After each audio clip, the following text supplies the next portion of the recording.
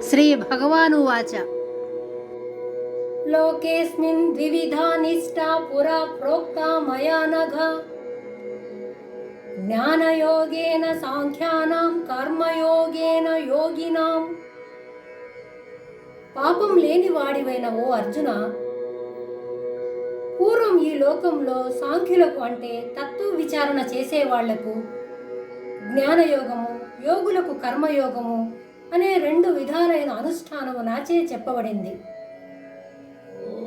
పాపం లేనివాడా అని శ్రీకృష్ణుడు అర్జునుడిని సంబోధించెను. మనస్సులో ఏ పాపం లేనప్పుడే అందులోనికి బ్రహ్మ విద్య చక్కగా ప్రవేశించును. బట్టలకు మురికి వదిలిన తర్వాతనే రంగు బాగా పట్టుకుంటుంది.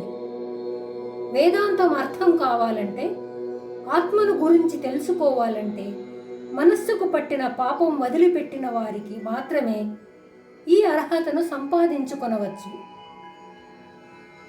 అర్జునుడు పాపం లేనివాడు కాబట్టి ఈ అర్హతను సంపాదించుకున్నాడు. అర్జునుడిలో ఏ పాపం లేదు కాబట్టి శ్రీకృష్ణుడు అతని యోగ్యతను గుర్తించి గీతా జ్ఞానము అను ఆధ్యాత్మిక ఉపదేశము అతనికి చెప్పెను. మనుషులలో వారి వారి మనస్తత్వమును అనుసరించి ఒక్కొక్కరికి ఒక్కొక్క మార్గంలో ఇష్టం కలిగి ఉండును. కొందరికి తత్వ విచారణ అంటే శ్రద్ధ కలిగి ఉంటారు. వీరే సాంఖ్యులు, జ్ఞానయోగులు. ఇటువంటి వారికి అనుగుణ్యమైన బోధ జ్ఞానయోగమే అవుతుంది. ఇలాంటి వారికి సృష్టి ఆరంభంలో భగవానుడు జ్ఞానయోగమును సాధించే పద్ధతిని తెలిపాను. మరి కొందరికి కర్మ మార్గం అంటే ఇష్టం కలిగి ఉంటుంది. వారిని యోగులు అంటారు. అలాంటి వారికి వారి వారి సంస్కారమును బట్టి చెప్పవలసిన విద్య కర్మయోగము.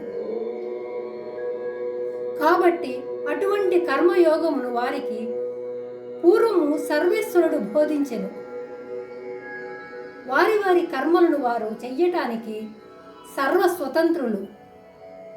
ఏ దారి గుండా వెళ్ళినా చివరకు చేరేది భగవంతుని దగ్గరికే. ఎవరికి ఏ మార్గం అంటే ఇష్టమో ఆ మార్గంలో శ్రద్ధగా వెళ్తే లక్ష్యాన్ని తప్పకుండా చేరుతారు.